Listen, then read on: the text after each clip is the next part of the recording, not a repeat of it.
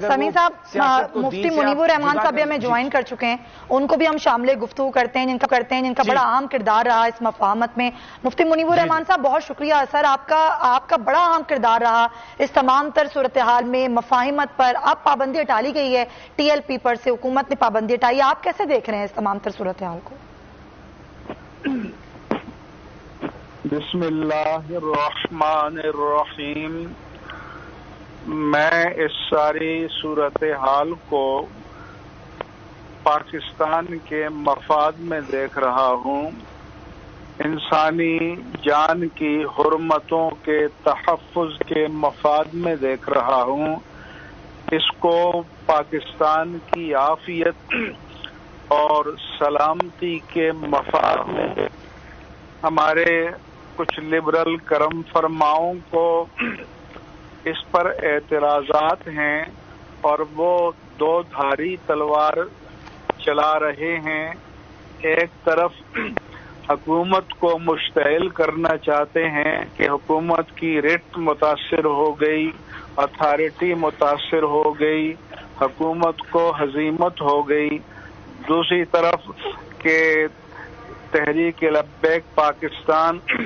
اپنے بنیادی مطالبے سے دستبردار ہو گئی تاکہ ان کے کارکن اریٹیٹ ہوں، مشتعل ہوں۔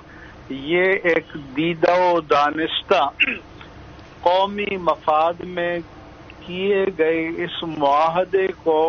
ناکام بنانا چاہتے ہیں، کیونکہ شاید سوچ رکھا تھا کہ گولیوں سے بھون دیا جائے گا، نشان عبرت بنایا جائے گا، نیست و نابود کر دیا جائے گا، تو کیا کوئی حکومت یا حاکم وقت جو اوسط درجے کی ذہانت اور تدبر بھی رکھتا ہو کیا وہ یہ پسند کرے گا کہ اس کے ملک میں انتشار ہو، فساد ہو اور دنیا کو ایک منفی پیغام ملے؟ پھر یہ وہ فیصلہ ہے کہ جس پر اسٹیبلشمنٹ کے ادارے ہیں، ریاست کے ادارے ہیں اور سول گورنمنٹ ہے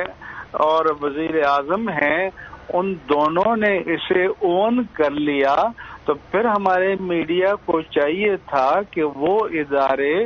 جو ملک کی صلاح کے ذمہ دار ہیں، وہ ادارے کہ جن کو داخلی اور خارجی دشمنوں کا مجھ سے اور آپ سے اور ان لبرل مہربانوں سے بہتر پتہ ہے،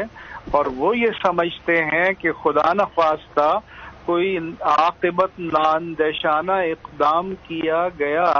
تو ہماری جو اس وقت بین الاقوامی صورتحال ہے، گرد و پیش کی صورتحال ہے، اس کی روشنی میں پاکستان کو ناقابل تلافی نقصان پہنچ سکتا تھا۔ میں نے اعلان کے وقت بھی کہا تھا کہ یہ کسی کی فتح یا شکست نہیں ہے، یہ حکمت و تدبر کی فتح ہے، یہ دانش مندی کی فتح ہے، یہ جوش پر ہوش کی فتح ہے، یہ نادانی پر عقل مندی کی فتح ہے، یہ پاکستان کی فتح ہے، اسلام کی فتح ہے، انسانیت کی فتح ہے۔ اور میں یہ بھی کہنا چاہتا ہوں کہ وہ لوگوں کو مشتعل کرنے کے لیے جو انٹرویو کر رہے تو ان کو کیا پاکستان کی تاریخ معلوم نہیں ہے؟ پھر اور کیا ماضی میں پاکستان میں اس طرح کے واقعات نہیں ہوتے رہے؟ نہیں ہونے چاہیے۔ میں کہتا ہوں کہ کسی ایک کو ایک کنکر بھی نہیں لگے، لیکن نہ چاہتے ہوئے بھی پاکستان کی تاریخ میں سب کچھ ہوتا رہا۔ ایک مصیبت تو یہ ہے کہ جوان اور نوجوان آ کر بیٹھ گئے ہیں کہ جنہوں نے نہ پاکستان کی تاریخ کو پڑھا ہے نہ برتا ہے، بس صرف ان کا ایک ہی مقصد ہے کہ دکان کی رونق بڑھ جائے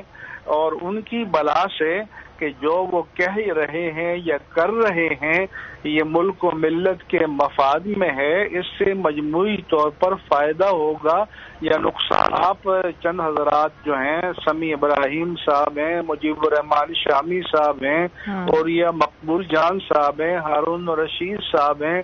اور بھی عارف حمید بھٹی صاحب نے، کچھ اور حضرات نے مثبت انداز میں بات کی، تو میں ان سب کا شکریہ ادا کرتا ہوں، اور سب کو اسی لب و لہجے میں بات کرنی چاہیے، جذبات کو مشتعل کرنے کے بجائے یہ کوشش کرنی چاہیے کہ آگے کی طرف ملک سموتھلی چلے۔ پھر بار بار سوال کیا جائے کہ بند لفافے میں کیا ہے، تو میں انہیں گارنٹی دیتا ہوں کہ بند لفافے میں امن ہے، عافیت ہے، سلامتی ہے، اور جو بھی تجویز کیا گیا ہے وہ آئین و قانون کے دائرے کے اندر ہے۔ بند لفافے میں کوئی ایسی چیز نہیں ہے کہ جو آئین و قانون کے دائرے سے باہر ہو۔ تو اس لیے میں نے کہا تھا کہ جب معاملات آگے بڑھیں گے، پروگرس ہوتی رہے گی، تو ان کو خود سارے معاملات ان کے سامنے آ جائیں گے، اور جن کو کالعدم کے لفظ سے پریشانی ہے، تو یہ کالعدم بھی انتظامی سطح پر ہوا تھا، اور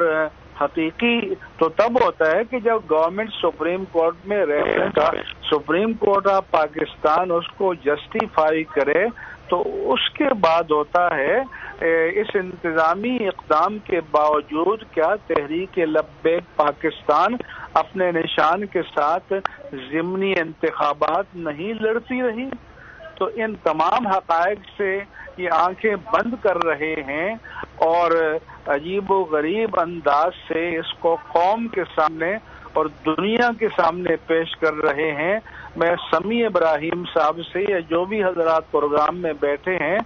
ان سے یہ کہوں کہ بیماری ہمیں کیوں لاحق ہو گئی ہے کہ ہم اپنے آپ کو دنیا کے سامنے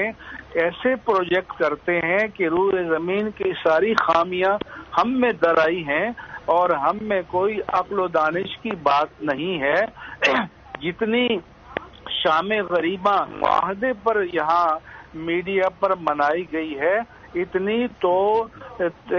امارت اسلامی افغانستان کے مقابل شکست پر امریکہ میں بھی نہیں منائی گئی۔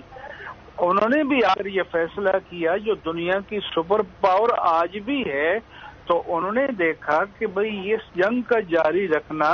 ہمارے ملک کے مفاد میں نہیں ہے، تو ان کے صدر نے دو ٹوک فیصلہ کیا اور کہا کہ میں جو فیصلہ کر رہا ہوں میں اس کو اون کر رہا ہوں، کیونکہ میں نے ریئلائز کر لیا ہے یہ 10 سال بعد بھی ہمیں یہی کرنا تھا، تو پھر 10 سال بعد ٹھوکریں کھانے کے بعد یہ کرنا ہے تو اب کیوں نہ کر لیا جائے۔ اور یہ ملامت جو اب کی جا رہی ہے یہ تب بھی کی جاتی، اس لیے جو ملک کو چلا رہے ہوتے ہیں تو ان کو پتا ہوتا ہے کہ ملک و ملت کے مفاد میں اور ملک و ملت کے دائمی مفاد میں کیا چیز ہے۔ اگر ایسے تبصروں کو سن کر پالیسیاں بنائی جائیں تو پھر چلانا بھی دشوار ہو جائے گا۔ بالکل صحیح مفتی منیب الرحمان صبری، آپ نے اچھی بات کی، بڑی تفصیل میں بات کی۔ سبسکرائب کریں اور بیل دبائیں تاکہ کوئی خبر رہ نہ جائے۔